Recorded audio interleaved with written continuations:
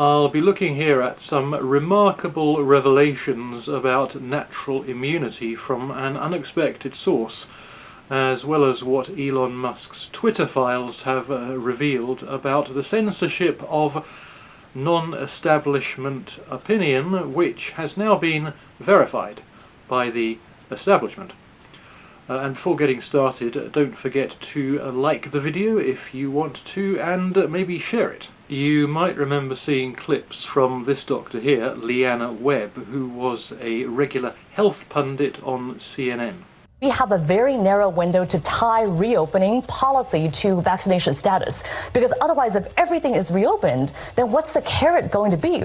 How are we going to incentivize people to actually get the vaccine? So that's why I think the CDC and the Biden administration needs to come out a lot bolder and say, if you're vaccinated, you can do all these things. Here are all these freedoms that you have, because otherwise, people are going to go out and enjoy these freedoms anyway. Although she came across as a lockdown vaccine fanatic at the time, she started to make some redeeming comments later on. There was and is a time and place for pandemic restrictions, but when they were put in, it was always with the understanding that they would be removed as soon as we can. Now she has completely outdone herself by stating that natural immunity is better than vaccine immunity. In other words, nature's vaccine is better than man's vaccine. Who knew? I should say this is all voluntary on her part. She is actually following the science. She has not been red-pilled or any other such nonsense. This is not a mea culpa of any description. I say that because Tucker Carlson on Fox News in the US did a segment on this recently, and he basically got it all wrong. He accused her of backtracking, which she absolutely is not doing. You will not see anything inaccurate here.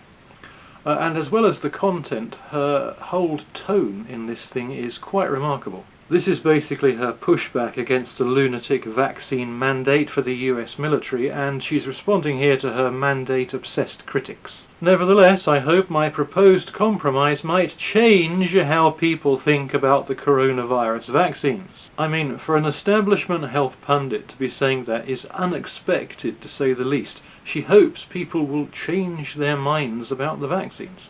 It's crucial to discuss immunity from infection because abundant research shows natural immunity conveys excellent protection against COVID. One Centre for Disease Control and Prevention study found that vaccinated people who never had COVID were at least 3 times as likely to be infected as unvaccinated people with prior infection. And a Lancet study found that those who were vaccinated but never had COVID were 4 times as likely to have severe illness resulting in hospitalization or death compared to the unvaccinated who recovered from it. I'm going to look at those documents here. Some of it might be a bit heavy going, so if you want to get back to the point where I'm back in the article, you can fast forward the video to this point here.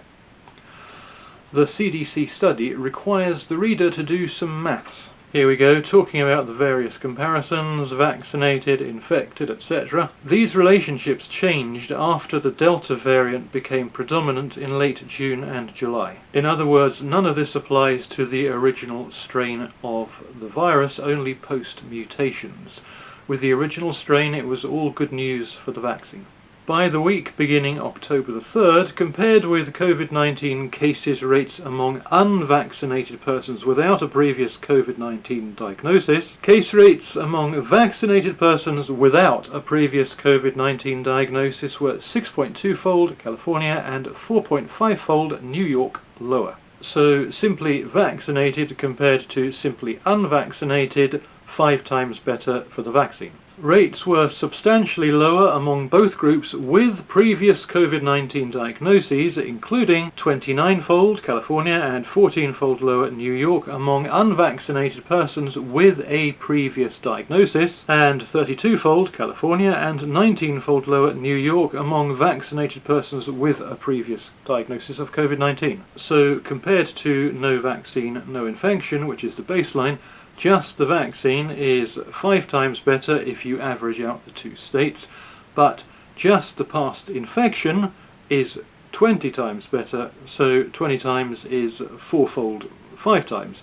and I assume the article says 3 times because there are more people in New York, and the numbers weren't quite so good in New York.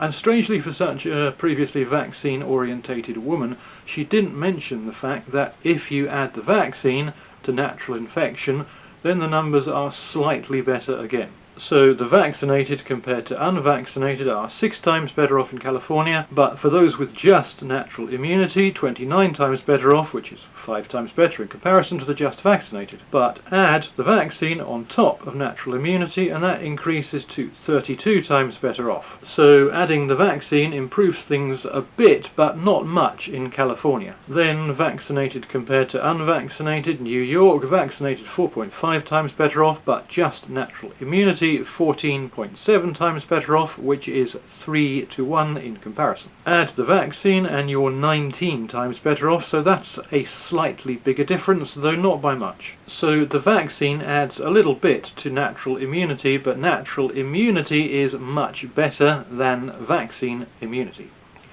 Happily, the Lancet study doesn't require us to do any maths. Protection from previous natural infection compared with the vaccines. These doctors are English illiterate. What they mean is protection acquired from previous infection, not protection from previous infection, which would be impossible. Between January the 5th, 21 and May the 12th, 22, 104,500 individuals vaccinated with Pfizer and 61,955 individuals vaccinated with Moderna were matched to unvaccinated individuals with a documented primary infection. The overall adjusted hazard ratio for severe, critical or fatal COVID-19 cases was 0.24 after previous natural infection versus Pfizer vaccination and 0.24 after previous natural infection versus Moderna vaccination. A lot more straightforward. People with natural immunity were just a quarter of the total of people who had a severe reaction to COVID. So for every 1,000 people with a severe reaction, 25 had natural immunity and 75 had vaccine immunity, as noted by our new friend in her article, where she goes on to say this. And at this point we can welcome back everybody who fast-forwarded. Protection from natural immunity also wanes at a slower rate than from vaccination. CNN must be sticking pins in this woman's effigy at this point. A recent large Israeli study published in the New England Journal of Medicine compared 2 groups of people. One that had been vaccinated and never had COVID before, and another that had never received vaccines but had recently recovered from COVID. So it's the same comparison, vaccine versus nature. The results are striking. 2 months after their shots, members of the first group had twice the number of infections as the second. And after 6 months, the first group's infection rate was nearly 3 times higher than the second's. So natural immunity yields better and longer protection. Who knew? Well, apparently every establishment scientist out there didn't know this. I am not a doctor, so I will respectfully disagree here.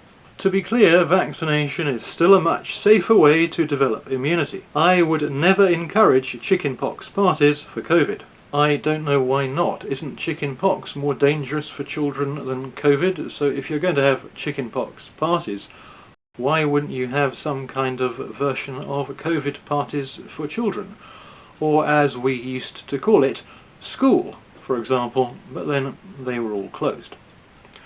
I digress. Better and longer immunity.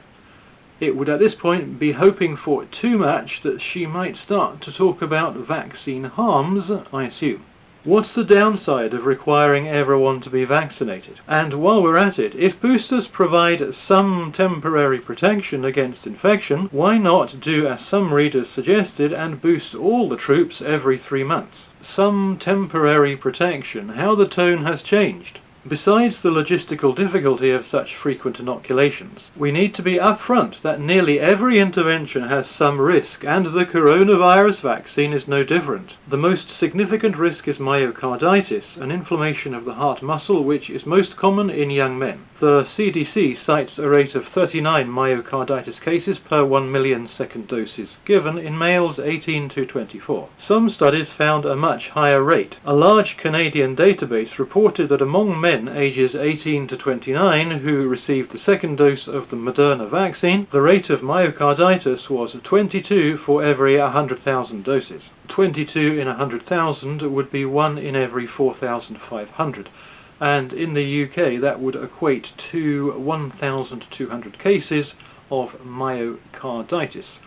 So this then is a fair point that she goes on to make. Those arguing in favour of mandates because they keep the military operational must acknowledge that coronavirus vaccine side effects can sideline service members too. I think we should bear in mind that COVID can also probably cause myocarditis. There is evidence to that effect.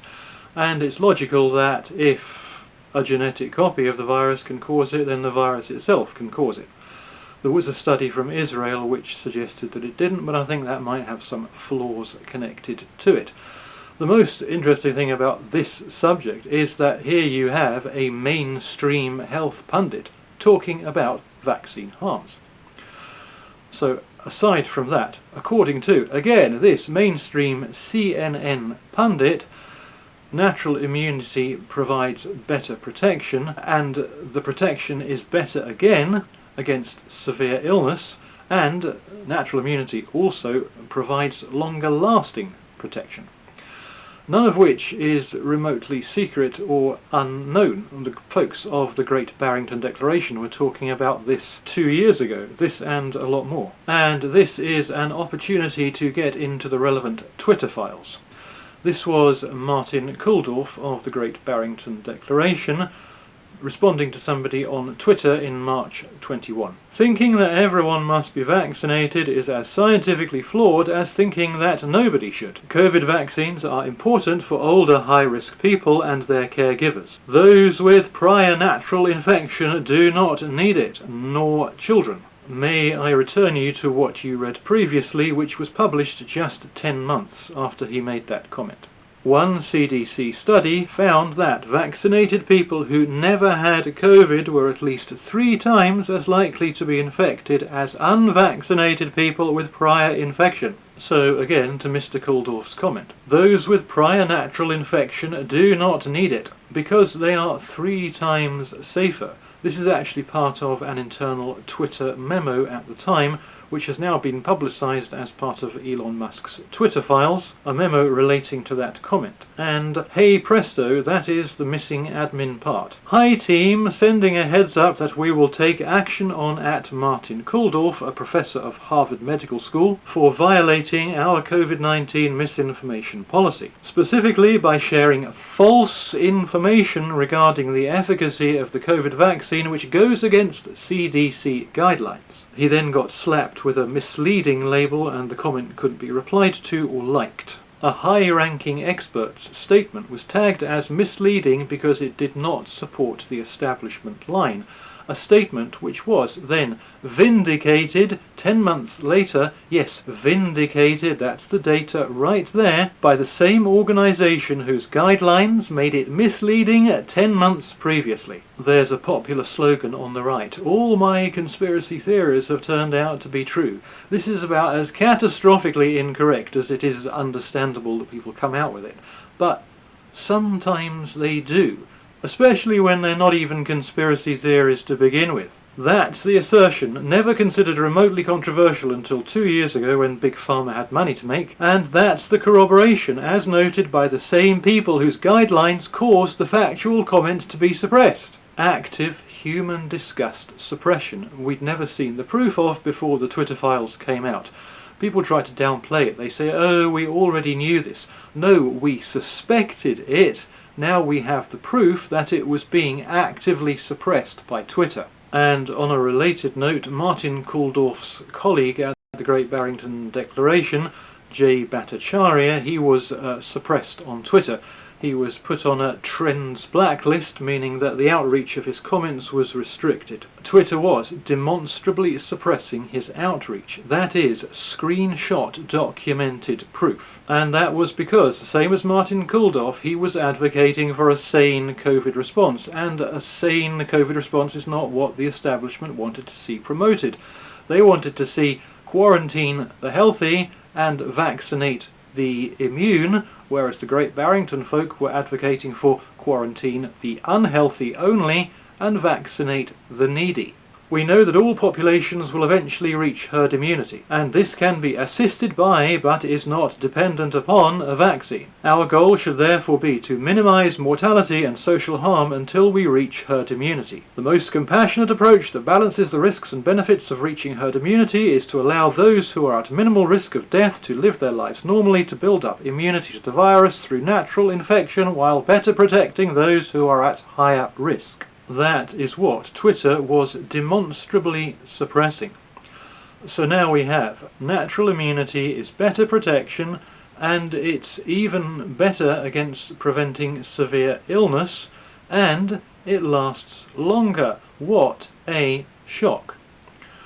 So I suppose at least one good question at this point is, since establishment pretty much everything has shown itself to be so untrustworthy, the next time said establishment come knocking on your door, telling you that you will need to quarantine yourself when you are healthy and take medicine which potentially you may not need, and when you may even have immunity against the thing which the medicine protects against, immunity which is many times better than the protection offered by the medicine, how will you respond? What will you say to them?